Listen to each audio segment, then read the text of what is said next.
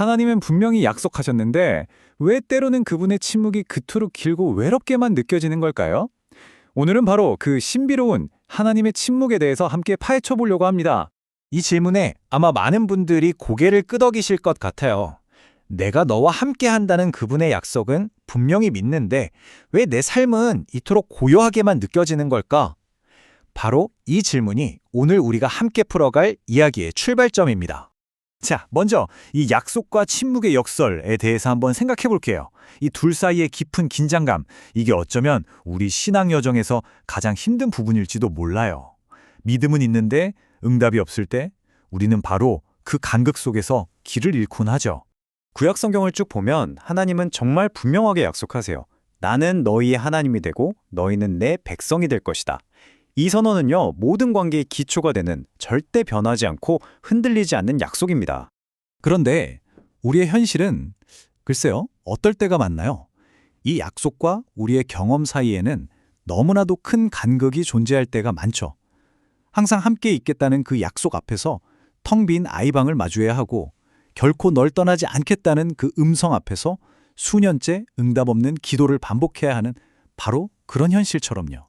자, 바로 이 역설을 정말 온몸으로 살아낸 사람이 있거든요. 바로 제사장 사가랴입니다. 그의 기나긴 기다림 이야기를 통해서 이 침묵의 비밀에 한 걸음 더 다가가 보겠습니다. 사가랴와 그의 아내 엘리사벳, 이 부부는요, 정말 흠잡을 데 없이 의로운 사람들이었어요. 평생을 하나님의 말씀을 지키면서 살았죠. 그런데 그들에게는 아이가 없었고 당시 문화에서 이건 정말 큰 수치이자 절망으로 여겨졌습니다. 이 타임라인을 한번 보세요. 결혼으로 시작된 희망은 수십 년간의 간절한 기도로 이어졌고 마침내 노년이 되면서 그 희망은 거의 사라져갔습니다. 수십 년. 이게 말이죠. 상상하기조차 힘든 정말 긴 시간이잖아요. 이 긴 시간 동안 그들은 하나님의 침묵을 온몸으로 견뎌내야 했습니다. 아마 그들의 마음도 바로 이 시편 기자의 절규와 똑같지 않았을까요? 주님, 대체 언제까지입니까? 저를 영원히 잊으신답니까? 이건 그냥 물어보는 게 아니에요. 뼛속까지 파고드는 고통의 외침인 거죠. 그런데 정말 영원할 것만 같았던 그 침묵이 드디어 깨지는 순간이 찾아옵니다. 바로 침묵 끝에 들린 음성입니다. 그러니까 사가랴와 엘리사벳이 이제는 정말 다 끝났구나 하고 모든 걸 포기했을 바로 그 순간에요. 인간의 모든 계산과 기대가 완전히 바닥난 바로 그 지점에서 정말 놀라운 일이 벌어집니다. 천사가 나타나서 이렇게 말합니다. 너의 간구함이 들린지라. 여러분, 여기서 진짜 중요한 포인트가 뭔지 아세요? 이제 들렸다가 아니에요. 이미 들렸다면 과거형이라는 거죠.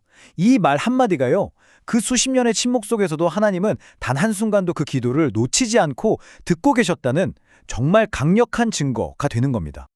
자, 그렇다면 우리가 경험하는 그 지긋지긋한 침묵, 그 진짜 의미는 대체 뭘까요? 여기서부터 우리의 관점을 한번 완전히 뒤집어 보겠습니다. 핵심은 바로 이거예요. 하나님의 침묵은요, 그분이 안 계신다는 부재의 증거가 절대 아니라는 겁니다. 오히려 그 반대예요. 우리가 보지 못하는 곳에서 우리가 상상조차 할 수 없는 방식으로 가장 완벽한 때를 위해 일하고 계시다는 신호라는 거죠. 근데 참 아이러니하게도 평생을 기다려온 사가랴조차 이 엄청난 소식을 바로 믿지는 못했어요.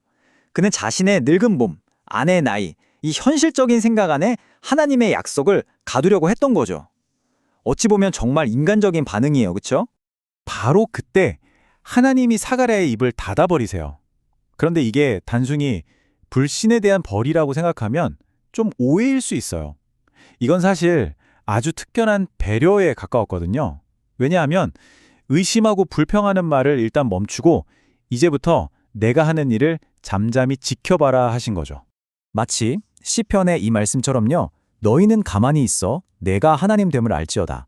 그러니까 사가랴에게 주어진 그 침묵의 시간은요. 그의 인간적인 말을 멈추게 하고 이제부터 펼쳐질 하나님의 위대한 일을 온몸으로 목격하고 체험하게 하려는 일종의 영적인 훈련 시간이었던 셈입니다. 결국 이거예요. 사가랴 부부가 그 고통 속에서 하나님은 침묵하신다고 느꼈던 바로 그 수십 년의 시간 동안 하나님은 보이지 않는 곳에서 세례 요한을 준비시키고 예수님이 오실 길을 예비하시면서 어쩌면 가장 바쁘게 일하고 계셨던 거죠. 우리의 기다림은 결코 멈춤이나 공백이 아니었던 겁니다. 자, 그럼 이제 마지막으로요. 하나님과의 관계가 그냥 함께 걷는 것을 넘어서서 어떤 더 깊은 차원의 의미를 갖는지 한번 살펴보겠습니다. 만약 동행이 나란히 함께 걷는 거라면요. 동거는 아예 내 안에 들어와서 같이 사는 거예요. 그냥 옆에 계시는 수준이 아니라 내 삶에 가장 아프고 고통스러운 바로 그 자리, 그 텅 빈 아이방과 응답 없는 기도의 한복판으로 직접 찾아오셔서 함께 살아주시는 것. 그것이야말로 하나님이 약속하신 임재의 진짜 모습이라는 거죠. 그래서 우리가 진짜 깨달아야 할 가장 중요한 사실은 바로 이것입니다. 우리 인생 최고의 선물은 우리가 그토록 기다렸던 기도의 응답, 그 자체가 아닐 수도 있다는 거예요. 진짜 선물은 그 응답을 기다리는 모든 고통의 순간순간을 우리와 함께 살아주신 하나님, 바로 그분이라는 사실입니다.